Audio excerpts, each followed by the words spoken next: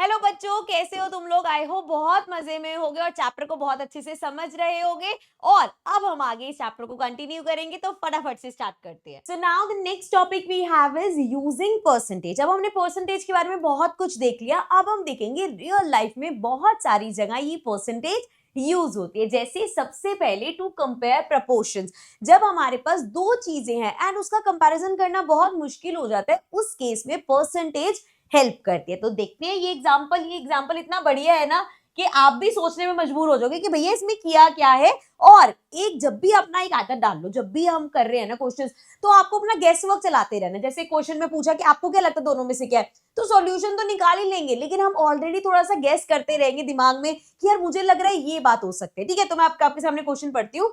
Isha score 42 marks out of 50 on an English test. So English में 50 में से कितने मार्क्स आए हैं? 42 मार्क्स आए हैं। ठीक है, ये पहला सिनारियो हो गया हमारे पास। आगे उन्होंने बोला है 70 marks out of 80 in science, और साइंस में आए हैं 80 में से 70 मार्क्स। ठीक है, now since she lost only 8 marks in English but 10 marks in science. अब यहाँ पे आप देख सकते हो इंग्लिश में 8 नंबर कम है, यहाँ पे 10 नंबर कम है। तो she thinks she has done better at English.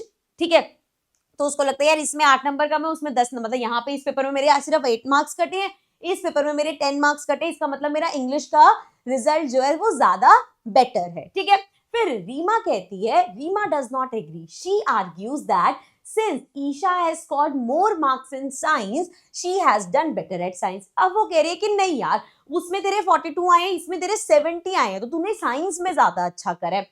अब भाई इन दोनों की लड़ाई हो ही रही थी, बीच में आता है Vishu. Vishu thinks we can not compare the score because the maximum marks are different, who do you think is correct. अब विशु आगे क्या कहते हैं कि यार इंग्लिश में तेरे 50 में से मार्क्स हैं, साइंस में तेरे 80 में से मार्क्स है, तो हम ये कंपेयर ही नहीं कर सकते, कंपैरिजन करा ही नहीं जा सकता। तो हमें बताना है रीमा सही बोल रही है, ईशु सही बोल रहा है, या विशु सही बोल रहा है कि कंपैरिजन हो ही नहीं सकता। देखो हम यहाँ पे क्योंकि परसेंटेज यूज करके देख रहे हैं, अगर हम दोनों की परसेंटेज निकाले कि इंग्लिश में उसे कितने परसेंट मार्क्स हैं और साइंस में कितने परसेंट मार्क्स हैं, तो हम दोनों चीजों को कंपेयर कर सकेंगे। अब परसेंटेज कैसे निकालते हैं, आपके सामने यहाँ पे क्या है, फ्रैक्शन में है, इनटू 100 करो, परसेंटेज आ जाएगा। सो इंग्लिश का परसेंटेज क्या हो जाएगा, 42 अपॉन में 50 इंटू में 100। सो ये हो जाएगा 52 जा 100 एंड मल्टीप्लाई कर लो, 2 2 जा 4, 4 2 जा 8। सो 84% मार्क्स है इंग्लिश में। ठीक है, सो इंग्लिश में है 84% मार्क्स। साइंस में अगर हम देखें तो 70 अपॉन 80 इंटू में 100। सो ये कैंसिल करते हैं, 0 से 0 कैंसिल किया, इससे करेंगे ये आ जाएगा 4, ये आ जाएगा 5, फर्दर होगा, हाँ भी हो जाएगा ना, इसको करेंगे ये आ जाएगा 2, ये आ जाएगा 35। मल्टीप्लाई कर लो, 5 5 जा 25 एंड 5 3 जा 15, 16 17। सो ये आ गया 175 अपॉन में 2। तो इसको अब यहाँ पे कट करेंगे, 17 से छोटा आएगा भाई 8 जा 16, 15 पे आएगा 7.5।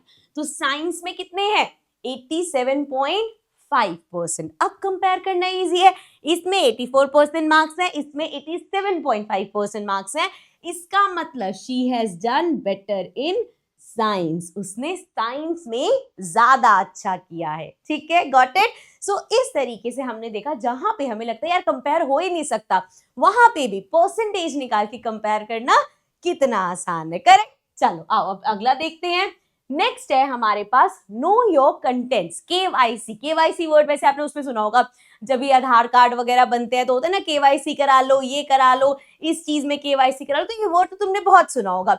लेकिन यहाँ पे केवाईसी बोल रहे हैं नो योर कंटेंट्स, और किस कंटेंट की बात हो रही है, आपने देखा होगा जब भी हम कोई पैक्ड चीज खरीदते हैं उसके पीछे एक लिस्ट होती है इंग्रेडिएंट्स की, कंटेंट्स दिए होते हैं कि भैया इसमें इतना परसेंट ये है, इतना परसेंट ये है, ब्ला ब्ला ब्ला। ठीक है, सो अब यहाँ पे देखो क्या उन्होंने सिचुएशन दी। सो एग्जाम्पल 2 है, Madhu and Madhav recently learned about the importance of reading labels on processed food before purchase. तो उन दोनों ने सीखा कि भाई जो प्रोसेस्ड फूड होता है, इसे जब हम ऐसे पैकेज खरीदने जाते हैं ना, तो उसके पीछे जो लेबल दे रखा है वो हमें जरूर पढ़ना चाहिए। आप दोनों क्या करने गए हैं, they are at a shop to buy badam drink mix. तो बादाम ड्रिंक वो है ना, दूध में हम वो डालते हैं, अलग अलग मिक्स आते हैं, सो वो बादाम ड्रिंक मिक्स लेने गए हैं। They are looking at two products and wondering which has a larger share of badam. अब उन्होंने कहा कि यार इन दोनों के कंटेंट देखते हैं, दोनों में से बादाम किस में ज्यादा है। So can you figure it out which product uses a smaller portion of food chemical। so पहले तो हमें ये बताना है कि बादाम क्वांटिटी किस में ज्यादा, फिर ये बताना है कि फूड केमिकल किस में कम है। अब यहाँ पे देखो, अगर मैं इसको जूम करूं और हम यहाँ पे अगर ऐसे देखें कि यार यहाँ पे बादाम पाउडर 12 ग्राम है, इधर देखो बादाम पाउडर 40 ग्राम है, तो क्या हम ऐसे कंपेयर कर सकते हैं कि इसमें 12 ग्राम है, इसमें 40 ग्राम है, तो ये ज्यादा हुआ।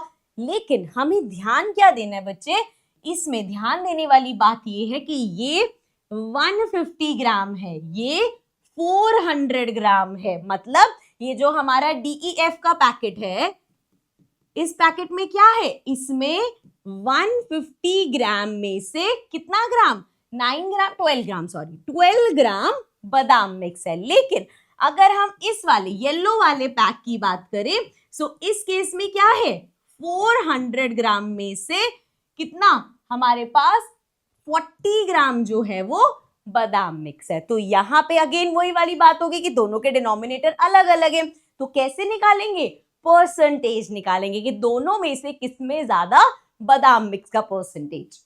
तो परसेंटेज कैसे निकालना है, फ्रैक्शन तुम्हारे सामने है, इनटू में 100। सो ये हो जाएगा हमारा, अगर 0 से 0 कैंसिल कर देते हैं, फिर 5 के टेबल से करेंगे, ये आ जाएगा 3, ये आ जाएगा 2, फर्दर कट जाएगा 3 और ये आ जाएगा 4। सो 4 2 जा 8, ठीक है। सो 8 ग्राम नहीं, सॉरी परसेंटेज निकाले ना हमने, तो 8% इसमें बादाम मिक्स है। और अगर हम इसकी बात करें, इसको भी इंटू 100 कर दो, 0 से सारे कैंसिल हो जाएंगे, देन 4 इंटू 10, सो यहाँ पे कितना है 10%। तो आप देख सकते हो इसमें 8% हमें बादाम मिक्स मिल रहा है और इसमें 10% मिल रहा है। सो देयरफॉर किसमें बादाम मिक्स ज्यादा है, इस वाले में, क्योंकि इसका परसेंटेज ज्यादा है। सेम यही चीज उन्होंने हमें बताने को कही है कि बताओ फूड केमिकल कम किस में है। सो इसको थोड़ा सा जूम आउट कर लेते हैं एंड अब हम चेक करते हैं फूड केमिकल। सो अगेन देखो भाई, ये जो हमारा DEF वाला पैकेट है, इसमें क्या है 150 ग्राम्स में से फूड केमिकल कितना है, फूड केमिकल 9 ग्राम है। एंड अगर हम अपने येलो वाले पैकेट की बात करें, सो इसमें 400 ग्राम में फूड केमिकल कितना है 24 ग्राम। अगेन अगर हमें इसे कंपेयर करना है तो परसेंटेज निकालनी पड़ेगी, उसके लिए क्या करेंगे, इंटू 100 फटाफट से इसको सॉल्व कर लेते हैं। 0 से 0 गया, ये आ जाएगा हमारे पास 3, ये आ गया हमारे पास 2, 3 से इसको कैंसिल करो, 3 2 जा 6। तो यहाँ पे 6% फूड केमिकल है। इसमें अगर हम चेक करें, ये कैंसिल हो गए 0 से, एंड 4 इंटू 6 इज 24। सो यहाँ पे 6%। तो हम देख सकते हैं दोनों में ही फूड केमिकल इक्वल है। ठीक है, समझ में आया। चलो अब आगे देखते हैं आगे क्या है हमारे पास। अब नेक्स्ट हमें क्या बोला है, complete this table by calculating the percentage to answer the question. अब कुछ परसेंटेज तो हम ऑलरेडी कैलकुलेट कर चुके हैं, जैसे अभी हमने फूड केमिकल देखा, दोनों में ही कितना है 6% इसमें, 6% इसमें। एंड बादाम पाउडर भी देखा था हमने, एक में 10% था, एक में 8%। सो इसमें हो गया 8% एंड इसमें हो गया 10%। ठीक है, इतना टेबल तो हम कर ही चुके हैं। अब शुगर और मिल्क सॉलिड का देखना है हमें। सो पहले वाले में देखो, या इधर कर लेते हैं, पिक्चर रहेगी ना। पहले रेड वाले में देखते हैं, हमें मिल्क सॉलिड देखना है, पहले शुगर देखनी है। शुगर है 99 ग्राम्स, और कितने में 99 ग्राम्स है, 150 में 99 ग्राम्स। तो 150 एंड इनटू में 100, 0 से 0 कैंसिल, 5 3 जा 5 2 जा एंड 3 इंटू 33 एंड ये हो जाएगा 3 2 जा 6, 3 2 जा 6। सो 66%। सो 60 से, अबे यार ये तो मुझे लग रहा है कर रखा था, ये तो उन्होंने ऑलरेडी कर रखा था।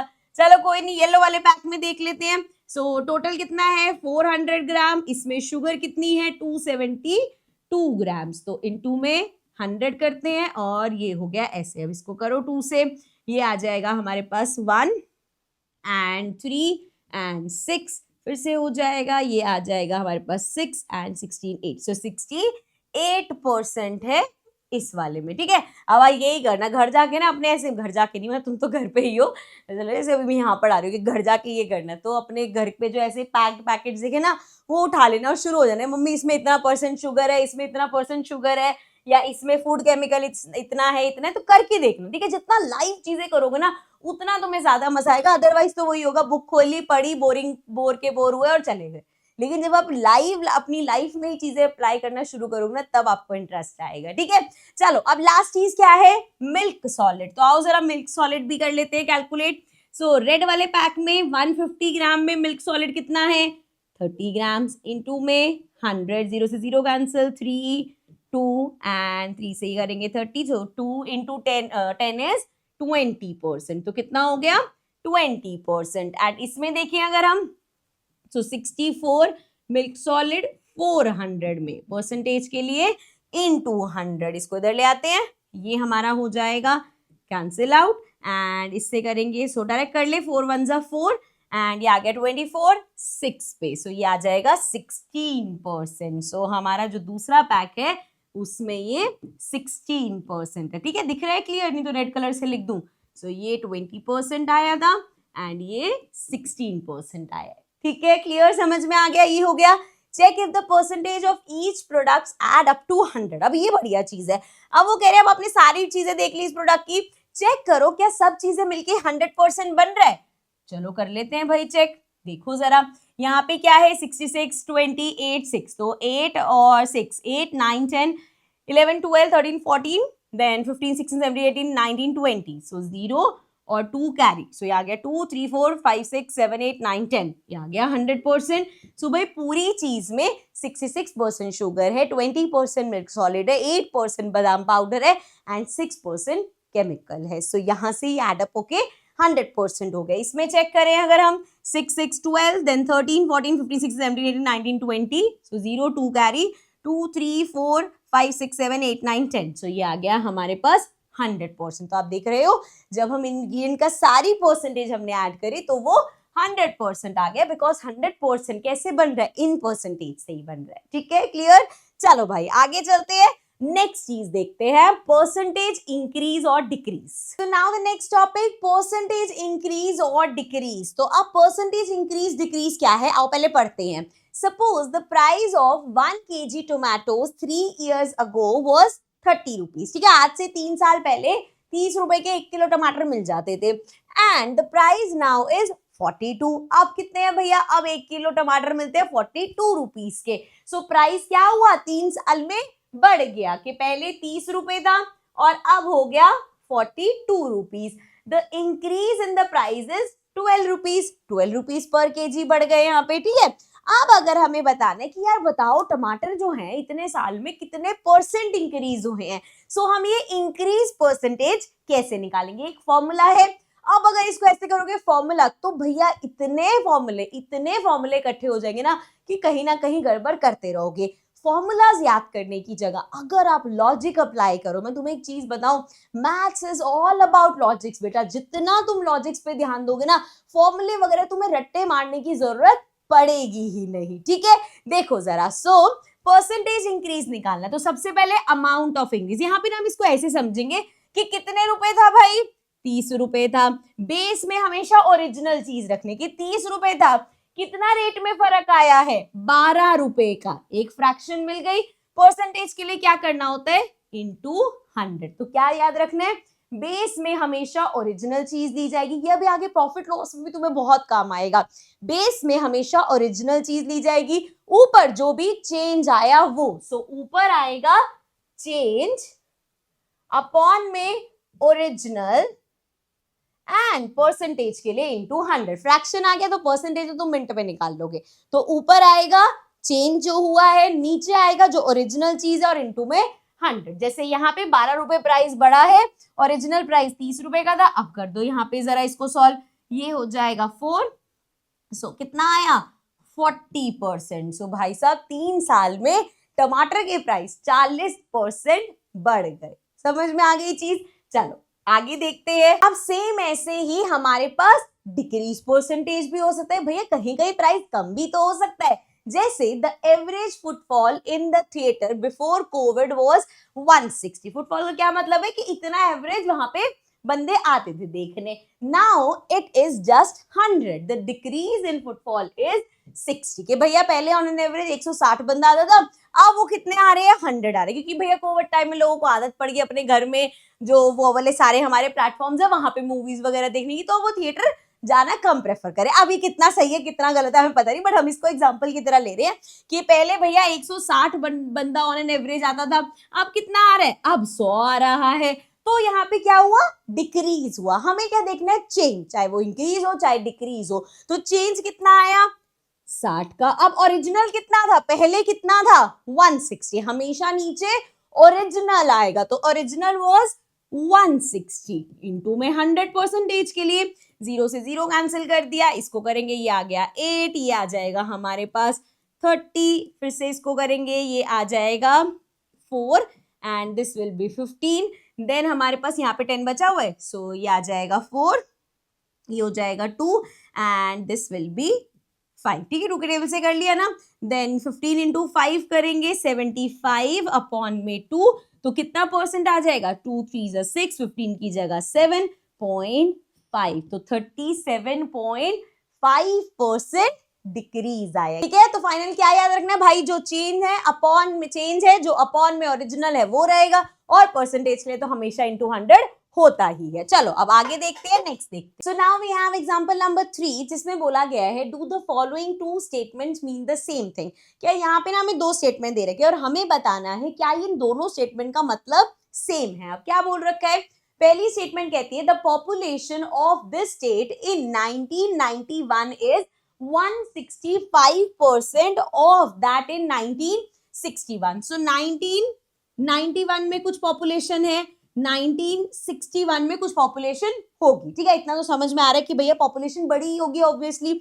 अब वो कह रहे हैं कितनी बड़ी है, 165% पॉपुलेशन बढ़ गई. ठीक है भाई, अब ना तो हमें पता है 1961 में कितनी पॉपुलेशन थी, ना इन्होंने बताया कि 1991 में कितनी है. तो दोनों को लेट कर लो कि भैया हमने मान लिया इसमें x पॉपुलेशन थी, इसमें y पॉपुलेशन थी. अब पहली स्टेटमेंट के हिसाब से ये जो 1991 की पॉपुलेशन है ये किसके इक्वल होगी, 1961 में जितनी पॉपुलेशन है उसका अगर आप 165% कर दोगे तो आपके पास आ जाएगी पॉपुलेशन जितनी 1991 में थी. तो बेसिकली अगर हम इसको सॉल्व करें तो क्या होगा, x इक्वल्स टू ये हमारा हो जाएगा 1.65, सो 1.65 y आ गया हमारे पास. समझ में आया क्या क्या, दो डिजिट थी ना, नीचे 2 जीरोस थी, 2 डिजिट पहले डेसिमल लगा दिया, तो हमारे पास आ गई कि भैया इस स्टेटमेंट के हिसाब से जो हमारी 1991 की पॉपुलेशन है वो 1.65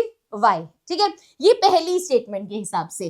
अब दूसरी स्टेटमेंट में क्या बोला है, the population of this state has increased by 65% from 1961 to 1991. ठीक है, अब वो क्या सेकंड वाले में उन्होंने क्या कहा कि 65%. सो अब इस स्टेटमेंट के हिसाब से population of this state has increased by 65%, मतलब उनके हिसाब से भैया 1991 की पॉपुलेशन, अभी की पॉपुलेशन किसके बराबर है, 1961 में जितनी पॉपुलेशन थी उसमें प्लस कर दो इस पॉपुलेशन का 65%. दोबारा समझेंगे डरना नहीं है, सुनना है ध्यान से. क्या बोला उन्होंने कि 65% बढ़ गई है. यहाँ पे तो उन्होंने डायरेक्ट बोला था कि भैया जितनी इसकी पॉपुलेशन थी उसका 165%. इधर उन्होंने बोला है कि जितनी पॉपुलेशन थी भैया 1991 में इतनी पॉपुलेशन थी, कितनी बढ़ गई, इसमें प्लस कर दो, खाली 65/100 तो प्लस नहीं करोगे, कितना प्लस करना है, y का 65%. के भैया जितनी पॉपुलेशन थी उसका 65% निकालो. मान लो 2 लाख पॉपुलेशन थी, ठीक है, अब उसका हमने 65% निकाला और हमारा अप्रॉक्स आ गया 1.25 लाख, ऐसा कुछ आ गया. तो इतनी पॉपुलेशन बढ़ गई. अब मैं कह रही हूँ अगर 1.5 लाख भैया बंदा बढ़ गया तो हम क्या करेंगे कि पहले 2 लाख थी, अब 1.5 लाख बढ़ गई तो 2 लाख में 1.5 लाख प्लस कर देंगे. समझ में आई बात, दोबारा से एक बार समझेंगे. अब जो पॉपुलेशन है उस टाइम पे जितनी पॉपुलेशन थी उसका 65% निकालो. मान लो उस टाइम पे 100 करोड़ पॉपुलेशन थी. आई नो मैं रैंडम एग्जांपल्स ले रही हूँ जस्ट बिकॉज थोड़ा सा ये इजी बन सके। सो मान लो उस टाइम पे भैया 100 हमारी पॉपुलेशन थी, 100 करोड़ मान लो, 100 लाख मान लो, कुछ भी मान लेना, ठीक है। अब कितनी बढ़ गई, इसका 65%, 65 होगा, तो 100 थी एंड 65 बढ़ गई, तो भैया 100 तो पहले ही थी और 65 बढ़ गई तो 165 हो गई। समझ में आया, इसलिए ये दोनों प्लस हुए हैं। आई होप ये समझ में आ गया होगा।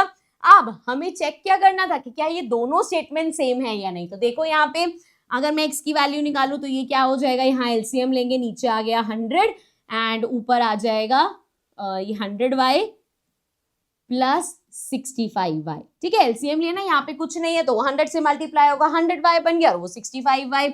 सो ये हमारे पास आ गया 165y अपॉन में 100। सो x की वैल्यू क्या आ गई हमारे पास, 2 डिजिट पहले डेसिमल लगाओ, 1.65y। तो आप देख सकते हो यहाँ से भी सेम आ रहा है, वहां से भी सेम आ रहा है, मतलब ये जो दो स्टेटमेंट हमें दे रखी है इनको लिखने का तरीका चाहे अलग अलग हो लेकिन मतलब सेम है। इसमें उन्होंने बोला कि 65% बढ़ गई है और यहाँ पे उन्होंने बोला सिंपल कर दे कि 165% जितनी उस टाइम थी उसका 165% है अब, ठीक है। लेकिन दोनों में ही बोलने का तरीका अलग है, बात सेम ही है। सो पूछा था do the following two statement mean the same thing, yes both the statement means the same. So this was the end of this part. इसके आगे का जो भी हमारा चैप्टर बचा है उसको कंटिन्यू करते हैं अगले पार्ट में। सो मैं आप लोगों से मिलूंगी अब नेक्स्ट पार्ट में। Bye bye for now.